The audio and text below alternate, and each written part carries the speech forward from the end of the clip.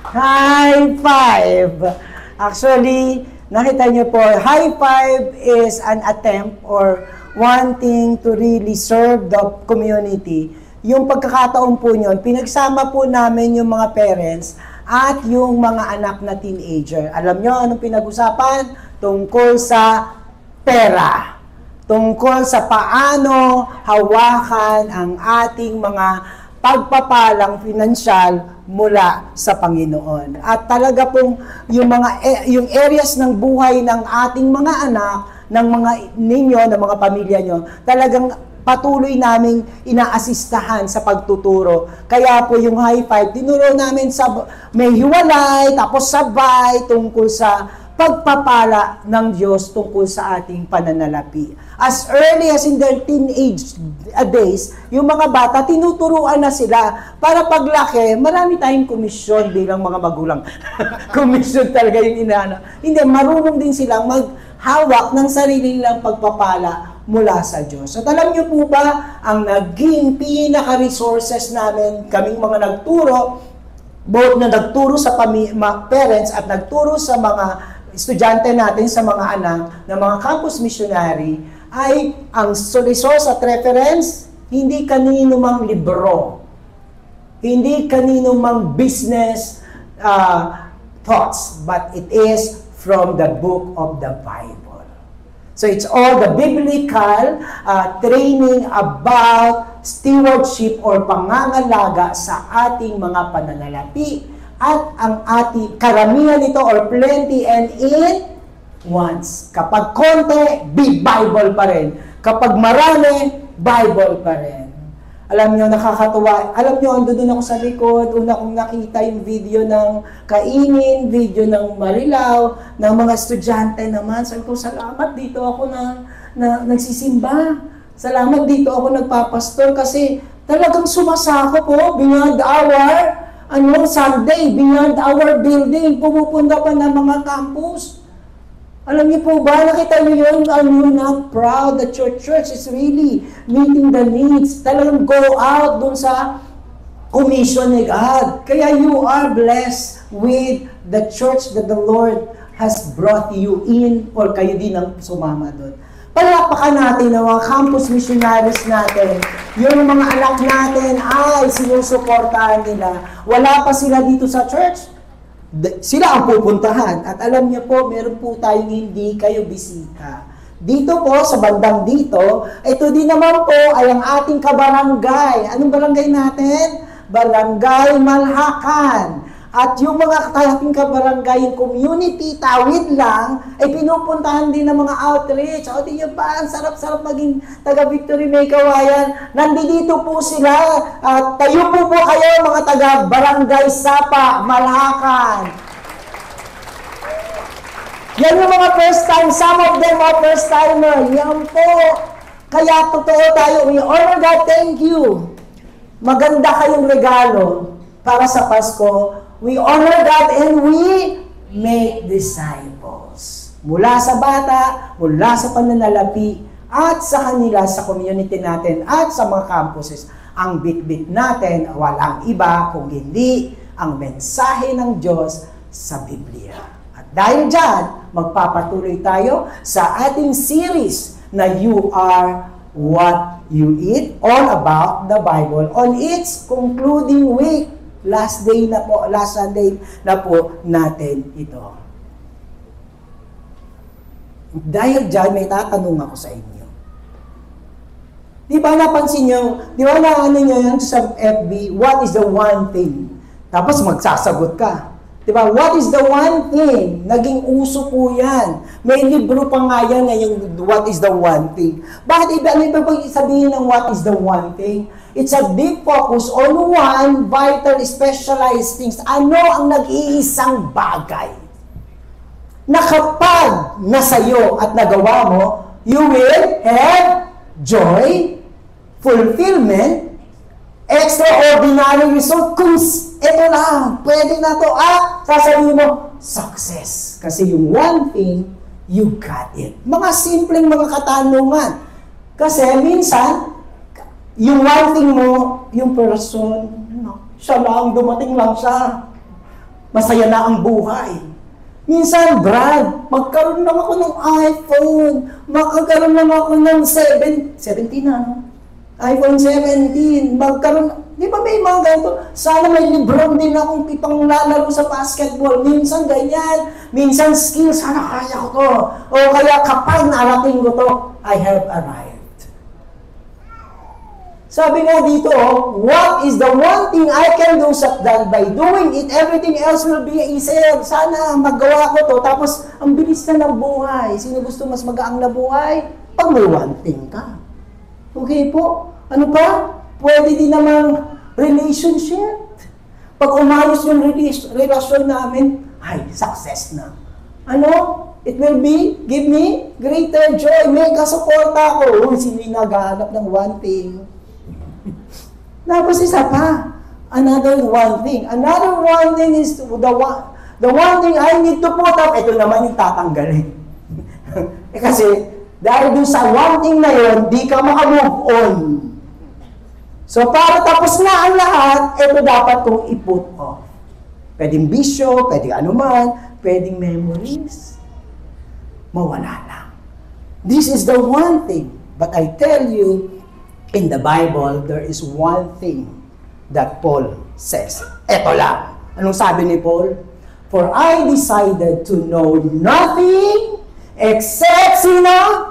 Jesus Christ and Him crucified. Sabi ni Paul. Si Paul matalino. Lahat tayo naghahanap ng galing. Pero sabi ni Paul, sino lang gusto kong makilala? Si Kristo at ang kanyang krus. Huwag kayo, hindi lang si Paul, si David. Ano sabi ni David sa Psalms 27? One thing have I asked the Lord, that I will seek after, that I may dwell in the house of the Lord all the days of my life. Isa lang ang gusto ko, pumunta sa langit. Kayo ba? Gusto nyo? Yun na ba gusto nyo? Baka marami po kayong travel goals. Tapos nakalimutan nyo ito. But for David, that I will dwell in the house of the Lord all the days of my life. At may one thing din, ang ating Panginoong Jesus. Anong one thing niya? Di si Marta, busy-busy dahil bisita nila si Jesus. Busy-busy sa kusina, luto dito, ibibigay. Pero si Mary, nakakaisa ha? Ando dun lang sa tapat ni Jesus, nakaupo, nakikinig. Sabi ni Marta, ano ba naman niya? Yung si Mary, naiisahan ako. Anong sabi ni Jesus? Martha, Martha, you are worried and troubled about many things, but one thing is needed. And Mary has chosen the good part which will never be taken away from her. Anong one thing na sinabi ni Jesus? Ang makinig sa salita ng Panginoon natin. This is the one thing that you are doing right now, to listen to the Word of God.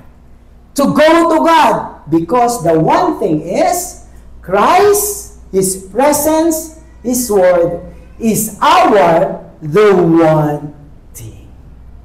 This is the fourth installment and the final installment of our series, You Are What You Eat. And particularly, titingnan po natin ito, na ang Biblia ay salita ng Diyos na pwedeng maintindihan. In fact, the parents and are commanded to read and teach the Bible kanino? Sa children, 5 years old pa lang, 12 years old pa lang. Anong sabi ng Diyos? Pwedeng maintindihan. Bakit niya ikukuman? Kung hindi pwedeng maintindihan ang salita ng Diyos, where even children can understand the plain meaning of the Bible and all other essential truth about God, our life, faith, and salvation, all written in the Bible and can be understood. Once again, our main goal tonight, this afternoon, is that the one thing which should be connected is to Christ and the Word of God, to live a blessed life here and to eternity. I would like to ask everyone to please stand up and let us open our book in Deuteronomy 6:1-9. Umpisa pa lang po to, page 87. Okay, page 87 of Deuteronomy 6, 1 to 9. Okay po. Say amen if you are with me in the page. Amen po ba? Now let's read. Now this is the commandment, the statutes and the rules that the Lord your God commanded me to teach you, that you may do them in the land to which you are going over to possess it, that you may fear the Lord your God, you and your son and your son's son, by keeping all his statutes and his commandments, which I command you, all the days of your life, and that your days will be long. Hear therefore, O Israel, and be careful to do them, that it may go well with you, and that you will multiply greatly, as the Lord of the God your Father has promised you in the land flowing with milk and honey. Hear, O Israel, the Lord our God, the Lord is one. You shall love the Lord your God with all of your heart, with all of your soul, with all of your might. And this word that I command you today shall be in your heart. You shall teach them diligently to your children, and shall talk to them when you sit in your house, and when you walk by the way, and when you lie down, and when you rise up. You shall bind them on the sign of you on your hand, and they shall be frontlets between your eyes. You shall write them with the doorpost of your house and on your gates. Father, we read, and now all set to understand your word. The power of your word is life. Let it be done to us this afternoon, even to us personally, and to the rest of the members of our family, na bibit-bitin namin sa bahay namin. This we pray, in the mighty name of our Lord Jesus Christ. Amen and amen. Ted po, marami pong salamat. Okay po, dati noon, ang salita ng Diyos ay napakalayo, pero agad-agad, in-affirm na kagad ng Deuteronomy. Anong sabi dito? No more great distance. Hindi na ang Diyos nasa langit. From a distance, kumakanta pa tayo. Hindi na po ganun talaga. Na hindi natin kilala ang Diyos, na hindi natin siya naiintindihan. Kasi sabi pa rin dito, sa Deuteronomy 30 verse 11, For this commandment that I command you, the command, word of God po yun, today, is not too hard for you. Neither it is far off. It is not in heaven that you should say, Who will ascend to the heavens for us and bring it to us, that we may hear and do it? Neither it is beyond the sea. Ang salita ng Diyos ay wala doon sa kalangitan lang nakatago o sa ilalim ng dagat na hindi natin makukuha. That you should say, Who will go over the sea for us and bring to us what we may hear and do it, because, anong sabi ulit dito sa verse natin, but the word of God is near you. It is in your mouth and in your heart, so that you can do it. Hindi nagsasabi ng utos ang Diyos ng imposible, kasi sinasabi niya sa atin as early in the days and in the pages of the Bible, Deuteronomy pa lang, sinabi na ng Diyos ang katotohanan. At alam nyo, ang one central truth na dapat nating malaman nasa verse natin. Ano nakalagay doon? Hear, O Israel, the Lord our God, the Lord is one. Alam nyo, ibig sabihin to, this is very powerful. Matagal na akong excited nung ginagawa ko to, nagbatuhin sa inyo ang central truth. Bakit siya central? Kasi po, anong nakalagay din sa the Lord our God? The Lord is one. Mayroong one true God. That's the central truth. Mayroon lang nag-iisang tunay na Diyos. At ang central truth is not about anything else, but all about the one true God. It is all about the nature of God. All other truth comes from this statement, and no other truth not founded on this will crumble. Ang anumang ibang katotohanan na hindi nakatayo kung sino ang tunay na Diyos, babagsak din sila. Heaven and earth will pass away, but the word of truth of who God is will be forever. This statement is forever. The Lord is God. The Lord is one, is forever. Ilalaban ko po ito. Dahil ito ang sentro ng lahat ng katotohanan at karunungan. Kung hindi natin ito ma-achieve at makukuha, anong mangyayari sa atin?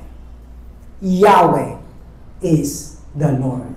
The Lord our God. Anong term na ginamit? Yahweh. Sa ibang version, Yahweh. Kasi ito yung parang proper name ni God.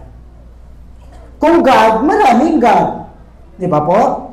Pero pag tinawag ng Yahweh, noong panahon yun, isa lang ang Yahweh. So parang pronoun yan, parang proper noun at name ni Jesus Christ, ni God. Against many other gods, then and now, here and wherever. Specifically, yung sinasabing Diyos na ito ay ang Diyos ng Israelita. Ang pangalan niya ay Yahweh. Kaya sinabi, the Lord our God. Yahweh is Lord. Bakit? The Lord our God, the Lord is one. Isa lang ang Diyos. At alam nyo, ang sabi dun sa ibang version, there is one Lord. The Lord alone. Ang sabi pa, He is the Holy One. Bakit alone? Nung panahon na yun, ang Israel lang ang may isang Diyos. Ang paligid nila ay ang Hittite, Perizzites, marami silang Diyos.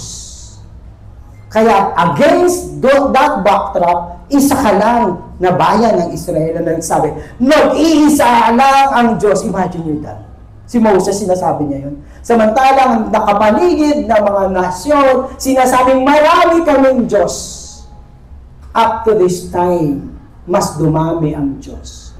Minsan nga ang kapirasong cellphone, parang Diyos. Samantalang pumunta ka sa ibang bansa, marami silang Diyos-Diyosan.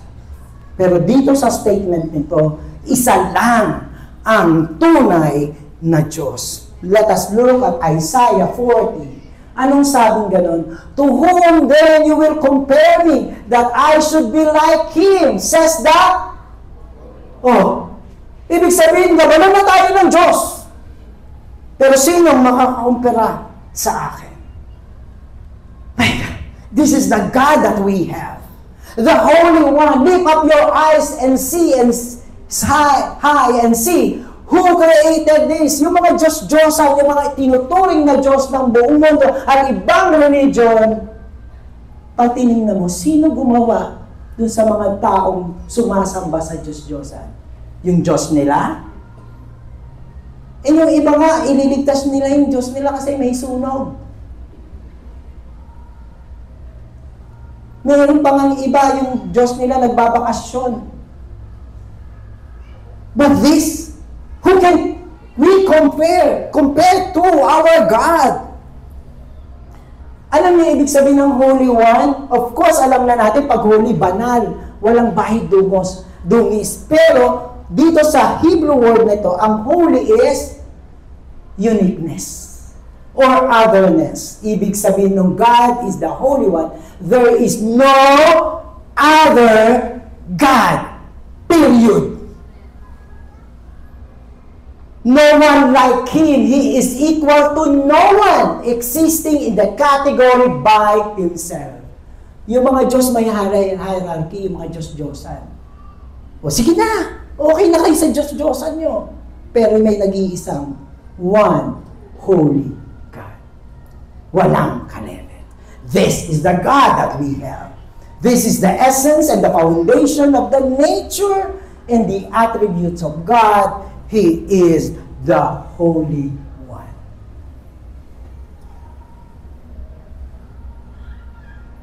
Sabi ng kalangitan, also in Isaiah, above Him stood the seraphim. Each had 6 wings. With 2 covered His face, and with 2 He covered His feet, and with 2 He flew. Itong sabi ng heavenly bodies, ng mga heavenly angels, anong sinasabi nila? And they called to one another and said, what? Everybody please!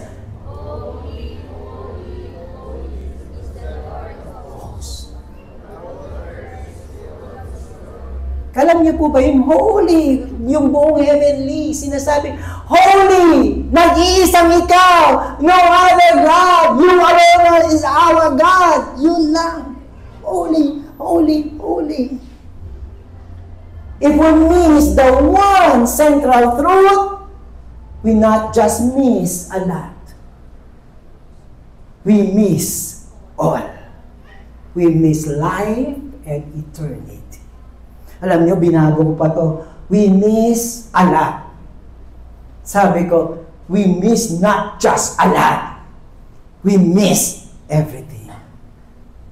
Excited po akong sabihin to mula pa nung hinanda ko ito para sabihin sa inyo ang sinasabi ko nakasulat sa Biblia.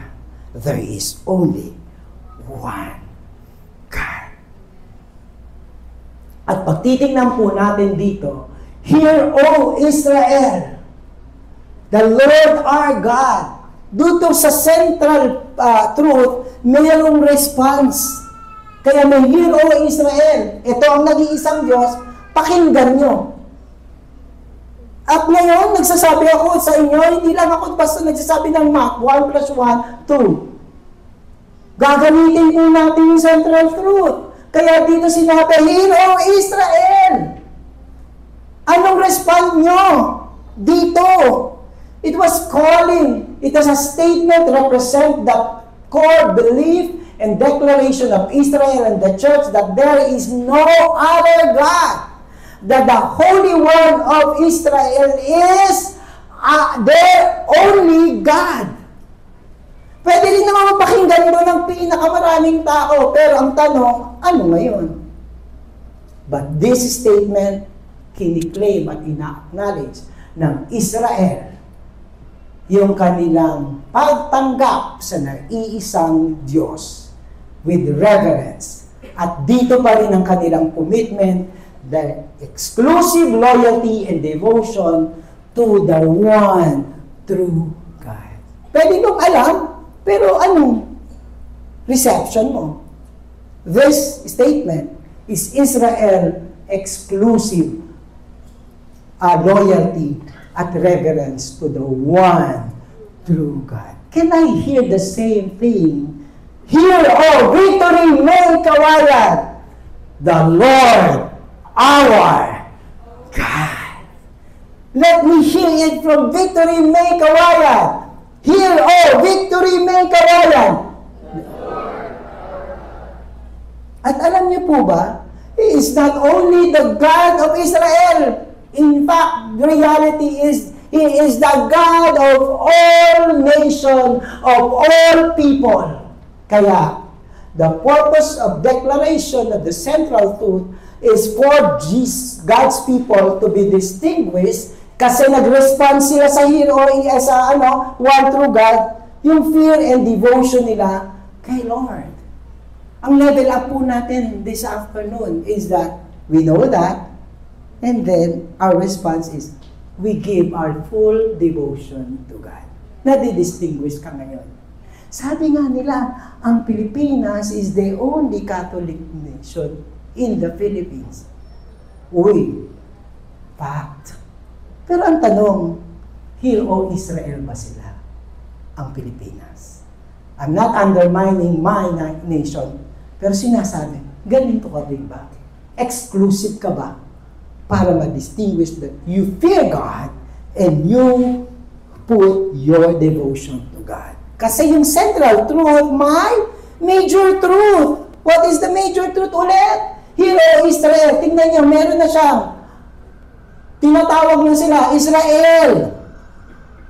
It's an opening call to attention to seriously listen. Thank you for seriously listening to the Word of God.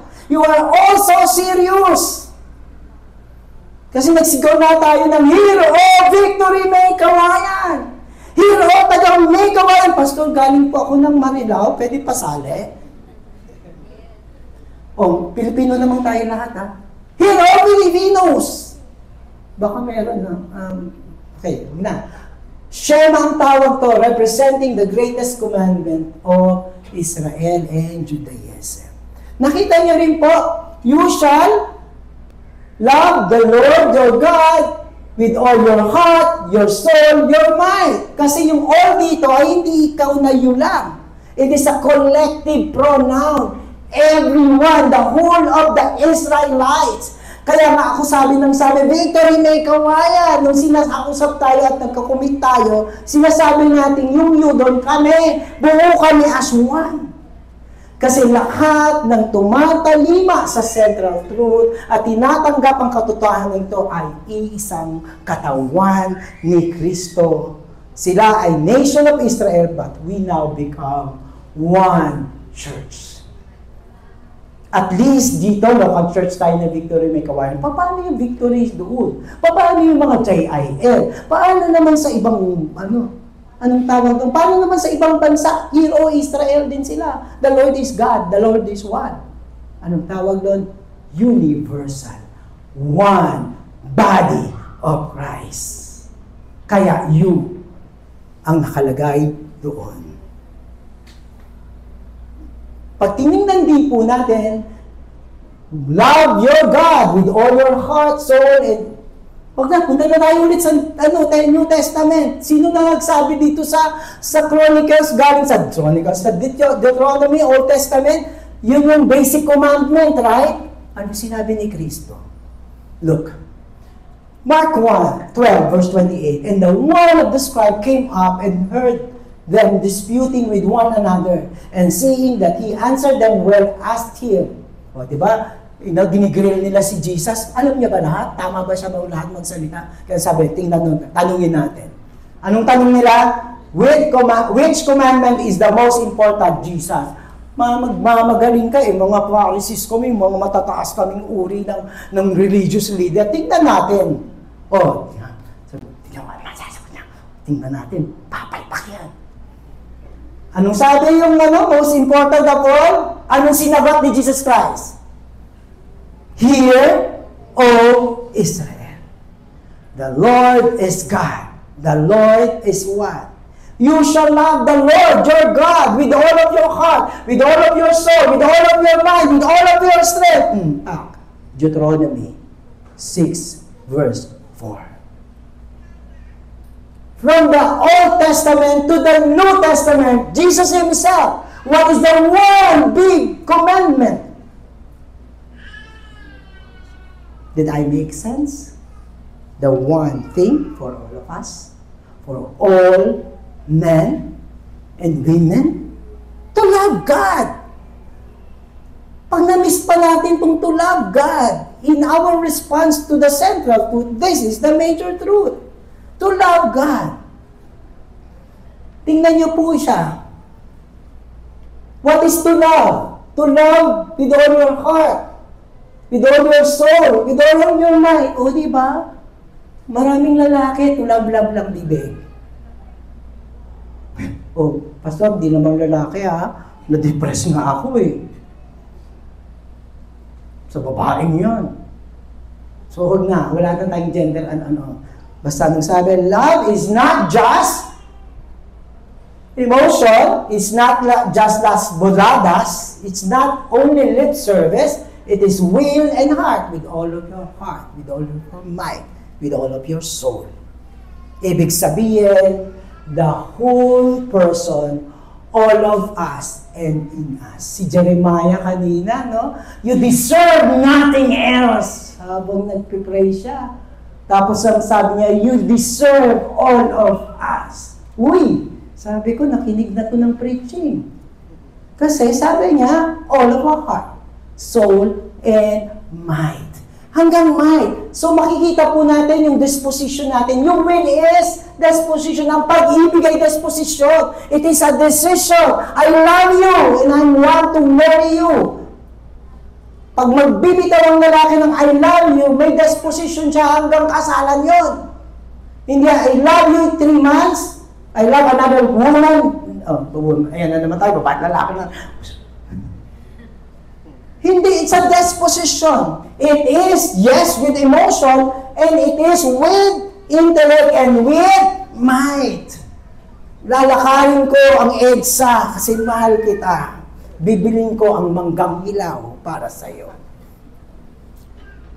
To love is an adverb. Dito sa phrase na to, it's an adverb. Ibig sabihin, adverb, ang verb, ang adjective, ang dinidescribe, noun and pronoun. Ano to? Grammar 101. Pero pag adverb, ang dinidescribe, action. Dito, yung phrase na ito ay adverb ng love. Ano daw dapat ang love? Exceedingly and undivided kind of love. Ang sarap naman, ano? Pag walang undivided, pag undivided, di ba? Ikaw lang ang focus. Si God lang ang focus. Our whole life, not only certain part. Pag Sunday lang. Pero Monday, akin na yun, Lord. Pwede naman Saturday night. Kasi magsisimba ko ng linggo ng umaga. Kaya I love you Saturday night. Kaso maraming pasaway sa Saturday, no? Sabado nights. But whole heart. And this word that I command you today shall be in again, where? Yung heart dito, ulit-ulit lang yung will, disposition, emotion, mind, decision, refers to the, yung sinasabing, and this word refers to the what? Not only in Deuteronomy, but the whole of the Bible, yung command ng Diyos sa Biblia. Kaya tayo may series dito, makita natin mahalaga ang Biblia. Natutuwa po ako, nagtitestify sila dun sa kanina, nagtitestify. Salamat po, nakinig po kami ng salita ng Diyos. Salamat. Na-recognize nila anong dala ng ating outreach? The Word of God. Anong dala ng ating mga nag-outreach naman sa campus? Salita ng Diyos. To have the Word in our hearts with will and commitment to make the Word integral part of our lives and in our action as well. Bakit integral part? The one thing is the Word of God. If there is no Word of God, paano ngayon ang buhay? So I'm speaking to you live because I'm speaking the Word of God, the commandment of the Lord. Anong sabi ng Diyos? Kaya may action din. If you love me, please, you will.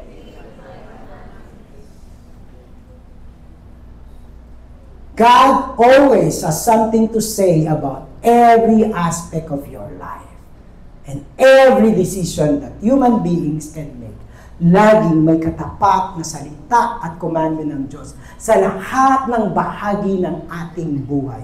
Business man yan, pera man yan, relasyon man yan, utang man yan, bayaran man yan, lahat ng aspeto ng buhay. Hindi mo pwedeng, Lord, hanggang dito ka lang, hindi ka pwede sa akin. Hindi ka pwede dito, akin na to. With all of your heart, soul, and mind. Ibig sabihin, saturate ni God. Buong-buo. God, words expressed, God's what? Lordship, ang paghahari ng Diyos. Sinasabi ng salita ng Diyos, covering all our life. Ang sarap ng Lordship, ano? Tapos covering. Talagang pinagsama ko yun. Lordship. Sino ang Diyos? Si God. Pag ang Diyos ay God, kanino tong buhay na to? Sino magko-cover? Pag kulang, sino magpupuno? Pag may sabot, sino mag-aayos? Covering. Pero dapat may Lordship. Pupunta lang tayo sa covering, pero ayaw mag-Lordship. And the one thing with the central truth and the major truth is the one charge. The truth. I-charge natin yung truth. I am doing it right now. I'm charging the truth of God to your senses, to your heart, to your spirit. Kasi po, yung Shema, ang isa pang, ang isa pang purpose niya is not only to declare the central truth and to respond to it, ginamit din niya para sa next generation. Sakto tayo. Ngayon, campus, day. Campus Sunday. Sa next generation, as early in Deuteronomy, bago sila pumasok sa promised land, nasa isip na ni Lord ang next generation. Kaya hindi dapat nating pabayaan ang ating mga anak kasi sinabi, anong sabi sa 7? You shall teach them diligent to your children, to the next generation. Si Jeremiah, estudyante po siya. Pinapasahan natin at ng magulang niya ng Word of God. At isa lang si Jeremiah sa napakarami. The Christian kaya ngayon, kung nagsiship na tayo na ituturo sa mga bata, yes ba? Kasi, comprehensive, pwedeng matutunan ang salita ng Diyos kahit sa kids church. Yung kids teachers natin, tumatambling-tambling yan. Para lang maituro ang maintindihan ng mga anak ninyo. Hindi lang basta na tumatambling-tambling, habulin, pag nag-aaway, magbabasa. But they are following the instruction to teach to the next generation, the kids, the Word of God, because they can understand the Word of God. The Bible asserts that the core message, yung pinaka-mensahe na sinasabi ko ngayon, is the central life-changing truth, kaya itinuturo sa mga anak natin. It is clear and understandable, and the Bible itself can properly interpret it in a normal, common sense. Anong sabi? Kung magbasa ng Bible, masisiraan ka ng ulo. That's not true. Naiintindihan ang Bible. Naiintindihan niyo po ako? Of course, aaminin ko, may mga passage na mahirap na kahit nag-Bible school ka na, sisirko-sirko ka, ano ba talaga?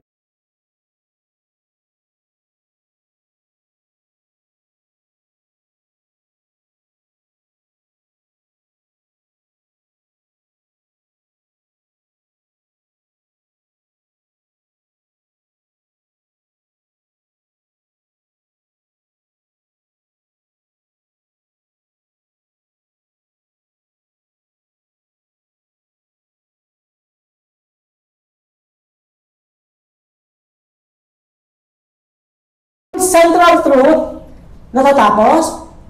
Hindi. At ang Israel ay sumunod, ngayon meron tayong central truth. Kasi pinasa. That is again one of the purposes. Kaya may Shema. Tingnan niyo po, paano magturo? You shall talk of them when you sit in your house, and when you walk by the way, and when you lie down, and when you rise. You shall bind them as a sign on your hands, and they shall be as frontlets between your eyes. You shall write them on the doorposts of your house and on your gates. Huwag niyo naman lagyan ng John 3:16 dito. These are symbolical. Pag tinignan niyo po yung symbol natin, ibig sabihin po niyan, generally, repeat, continuous, huwag titigil. Mga anak ko ay young adults na, yung isa nga may asawa na, pero hindi kami tumitigil sa pagtuturo. Pag nagkailangan ng prayer, pag kailangan ng counseling ng anak ko, at mayroong pagdidisiplina, Word of God pa rin. Maaaring hindi ko kino-quote yung Bible per se, pero sasabihin ko pa rin yung laman. Kasi, nasaan na? Dito na. It becomes your very word at babato mo sa mga anak mo. Repetition aids learning. Kaya pag bata pa lang, ulit lang ng ulit. Kaya nagpapamemorize tayo. Napapapasok yun sa puso ng mga anak natin na mas bata. Parents should know, study, and intentionally and earnestly teach about the one true God and His commandments. Not hit and miss. Pagplanuhan. Seryosohin. Hindi lang ako meron, di okay. Di ba rin nagki-kids search ka naman? Merong intensyon para ituro sa mga anak natin. Pastor, ako nga hindi nagbabasa. Eh, di magbasa ka! Sungit. The passage use figure of speech. Tingnan niyo po. Anong sabi niya? Opposite. When you talk, when you sit, and when you walk. When you lie down, and when you rise. Ibig sabihin, sa lahat ng pagkakataon. Tapos, pag matutulog, turo. Pag-gising, turo. Ano ibig sabihin? Sa lahat ng panahon. Both the love of God and teaching them to our children is full-time and under every circumstances. May ikakasal ako sa ano namin, sa pre-marriage counseling. Sinasabi ko, yung sa groom. Ikaw na pastor ng bahay mo, ha? Pastor? Oo! Ito yan. Di ba magkakaanak ka? Ikaw ang pastor. Kaya, ayusin mo buhay mo. Hindi, joke lang ganitong tunungan, ha? Talagang binabato ko sa kanila. Kasi following the commandment of God. Gusto mo maging maayos ang buhay mo? Huwag mo kayo mangarap lang muna agad ng meron 3 bahay, 3 kotse. Maging Kristiyano muna yung mga anak. At ikaw ang pastor, tatay. Ikaw ang pastor, nanay. Because the command was given to us. Kaya pagdating ng panahon sa December, kasi pagdating ng panahon, Pasko na, Deuteronomy 6:20, when your son asks you in time to come, what is the meaning of the testimonies and statutes and the rules that the Lord our God has commanded you? Pag tinanong, ano ibig po sabihin ng fear the Lord? Parang, di ba natakot ka? Fear the Lord yun. Huh? Parents, if you want to have a good children, a very good future for our children, love the Lord. Study and put the Word of God into our hearts, into our lives. Kasi yun ang mamanahin ng ating anak. Kaya pag tinanong nila, bakit po ba? Paano po ba kailangan pumunta doon? Susunod kasi hindi mo na sila mapakayan. Dahil mas matanda na sila, bago nyo sila pakawalan, puno na sila ng salita ng Diyos. Kasi mahirap magabol sa labas. Ang daming sila ulo sa labas. Kaya bago nyo sila palabasin, sakupin natin ang anak natin ng salita ng Panginoon. My son, itong sarap naman, ano? Kanina, si Moses ang nagsabi. Si God ang nagsabi sa mga magulang. Dito sa Proverbs, ikaw na. Sasabihin mo sa anak mo, my son, my daughter, keep your father's commandment, my commandment. Because I love the Lord with all my heart. Ngayon, yung salita ko, salita ng Diyos. Kaya sabi niya, don't forget, keep my commandment and forsake not your mother's teaching. Pati si nanay, kasali sa pagtuturo, bind them on your heart, always tie them around your neck. Di ba parang Deuteronomy lang? Pero ikaw na ngayon ang nagsasabi. Una sinabihan ka ng Lord, ngayon ikaw naman nagsasabi. When you walk, they will lead you. When you lie down, they will watch over you. And when you awake, they will talk to you. This word that I have told you will talk to you when the time comes. Ang sarap ng mga anak natin na nandoon sa labas at ang nagigiya sa kanila ay ang salita ng Diyos. Lalo na sa panahon na ang hirap ng buhay, meron silang kakapitang salita ng Diyos. Nandoon naman sila sa tagumpay. Meron silang Diyos ng mga salita ng Diyos. Sa Bible, last week or the other week, pinag-aralan natin si Timothy. Sino nagturo kay Timothy? Lola at nanay. At ang masarap kay Timothy, may pastor siyang si Paul. This is a good example. Kaya si Timothy, lumaking leader ng church. Matinong leader ng church. Kasi galing sa nanay at lola niya. Saludo sa mga lolang Kristiyano. Sa mga nanay na Kristiyano. Lalong saludo sa mga tatay na Kristiyano. Wag lang yan. Si Francis Chan. Si Francis Chan, 15 years old, sabi ng pastor niya, kaya mo maintindihan ang salita ng Diyos at age 15. Tinuruan siya. Sino na si Francis Chan ngayon? Siya ang isa sa binabasa kong mga sulatin at magaling na preacher. Dahil nung 15 years old siya, tinuruan siyang kaya niyang mapag-aralan ang Biblia. Bata din si Tim Mackey. Hello, Bible Project fan. Si Tim Mackey is the Tim Mackey of the Bible Project. Pastor yan ni Dana, hindi ako. Si Tim Mackey, lagi niya sa akin sinishare pa. Sinabi ni Tim Mackey, sabi ni Tim Mackey.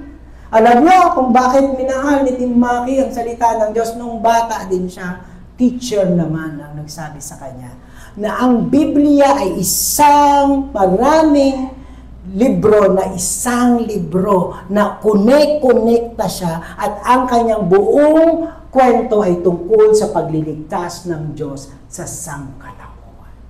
And because of that, Tim Mackey na sabi niya, sige ngayon, sino si Tim Mackey? He's the scholars and teachers of a lot of people. Nung bata kasi sila.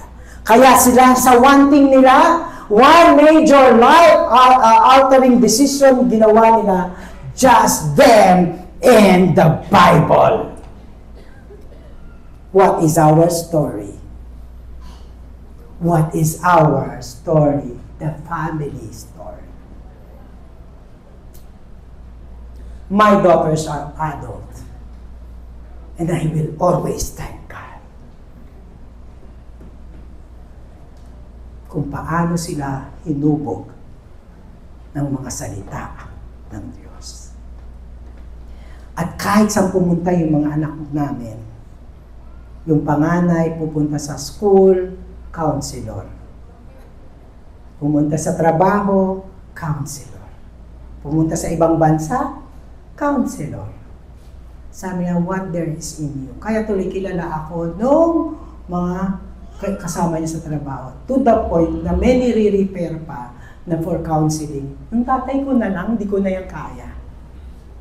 At si Dana is one of the more faithful, productive minister ng Victory May Kawayan.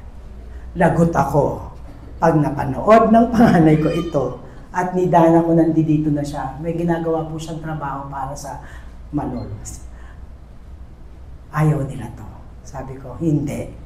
You want to have a story? I'll give you my story.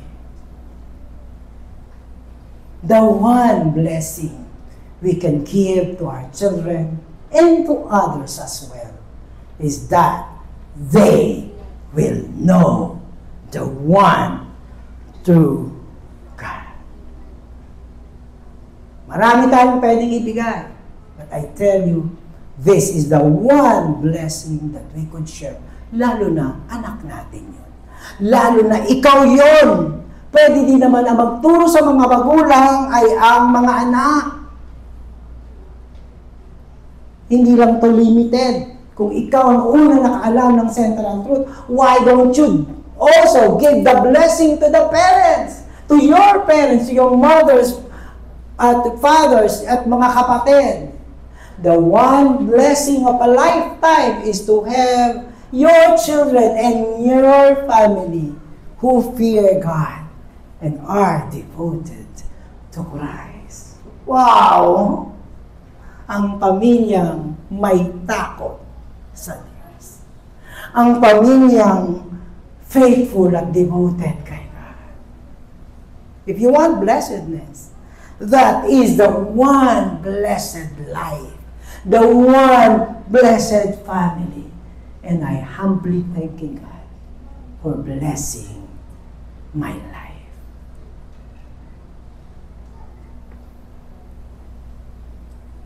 Ang sabi, and the Lord commanded us to do all these statutes, to fear the Lord our God, for our good always. He might preserve us alive as we are this day. Ito yung tayo ng mga Israelita, binigyan na sila ng lupang pangako, binigyan din sila ng central truth, at binigyan din sila ng command. Anong kalagay? Anong meron? With the central truth and the obedience sa command, we might preserve us alive.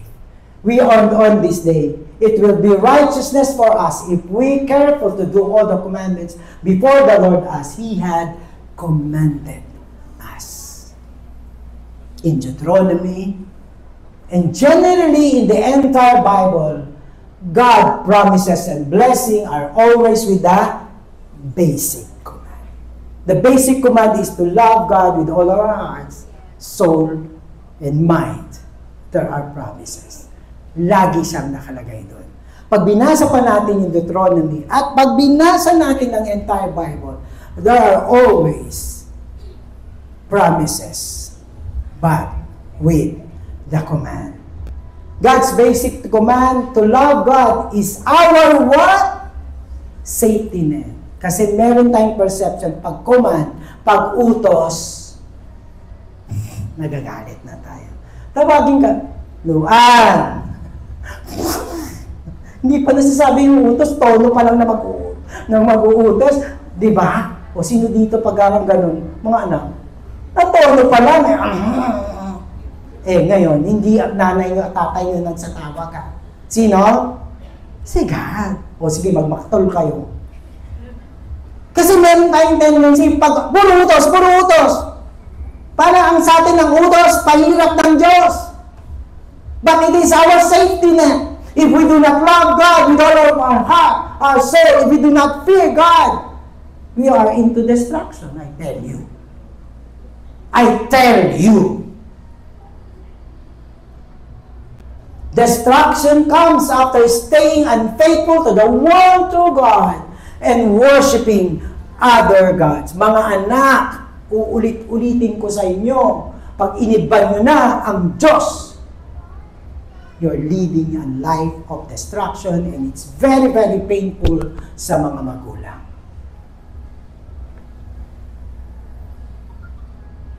Obedience to the Word of God brought God's continued blessing, while disobedience resulted in chaos. Obedience ensures blessedness and a life of comfort as well as preservation. Finally, a case in point, ang Israel. Kanino binigay yung mga central truth?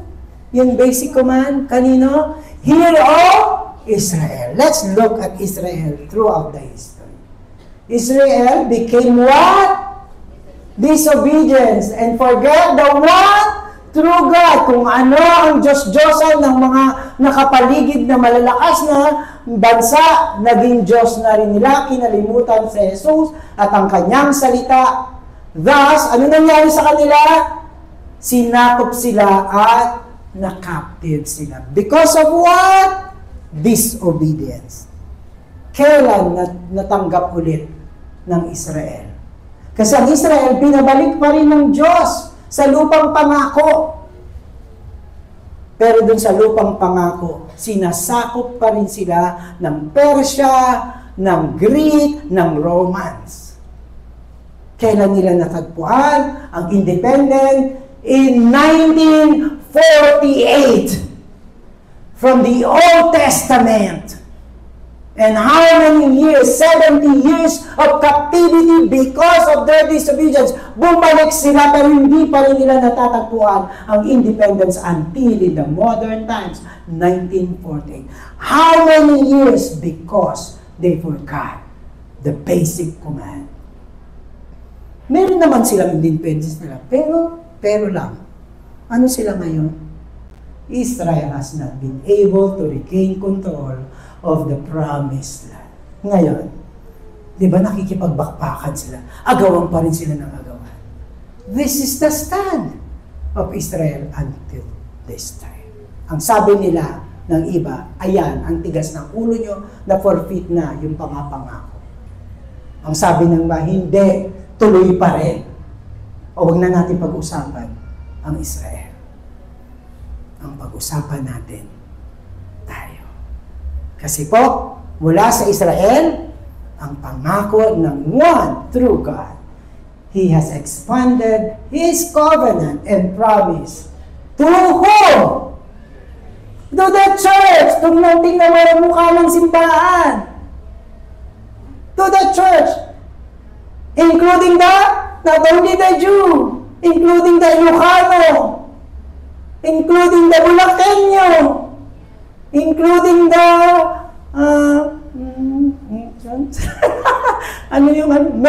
St. Michael Missions, including your apelido. Hindi na lang Israel, hindi na lang ang Kanaan ng Promised Land, but to the ends of the earth. This is who God is. Despite everything, kakulitan ng tao, ang pangako pa rin niya ay pangako para sa lahat ng tao at dinapuan tayo ng pangako ng Diyos niyan. Kanino silang lahat ibinigay? To those who distinguish themselves as one body of Christ, which is the church, who what? Who what? Who what? Yung namang may conviction. Who what? Hindi buuin naman natin. Who what?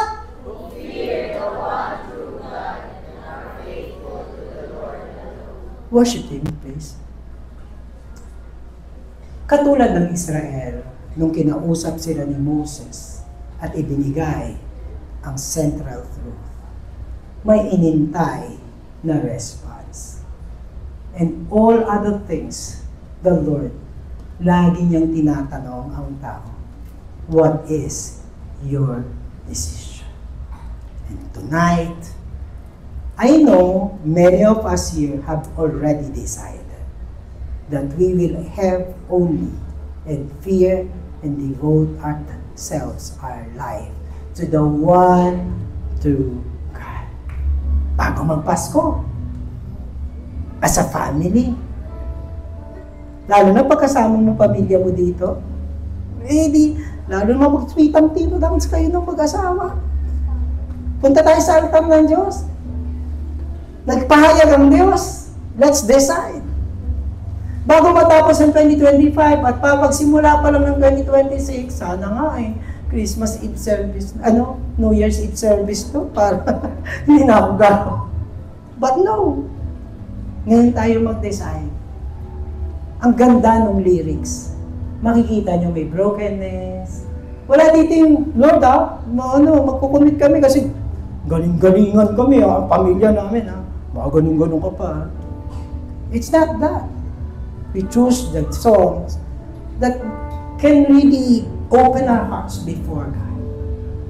Bow your heads. Let's come to the altar. As individual, nag-iisang ikaw, o bilang pamilya. Kung wala dito yung pamilya mo, represent your family. God is listening. The invitation of God for us tonight is to come. Come to the altar. For the Lord has given His command and as well as His promise of restoration or preservation and blessing. Bow your heads. Lord, we come to a point again of deciding. Salamat. Hindi kami mahihiyang lumapit sa iyo. Kasi hindi mo nakikita yung aming kahinaan, yung pagkukulang.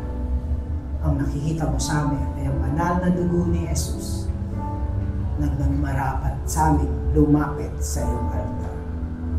Lord, this is our prayer. Let's sing the song na habang nakaupo kayo and see paging prayer po natin yung awit.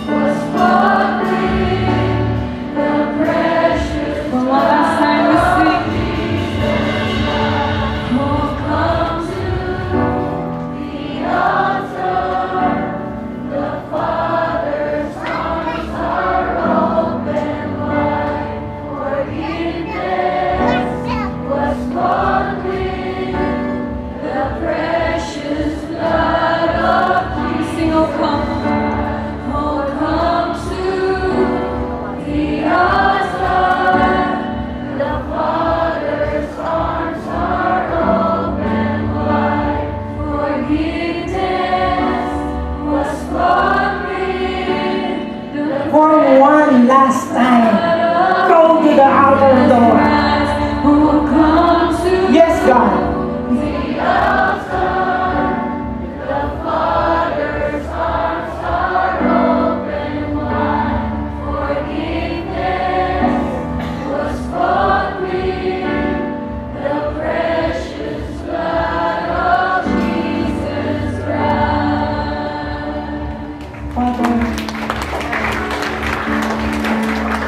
Father, we are responding to the call.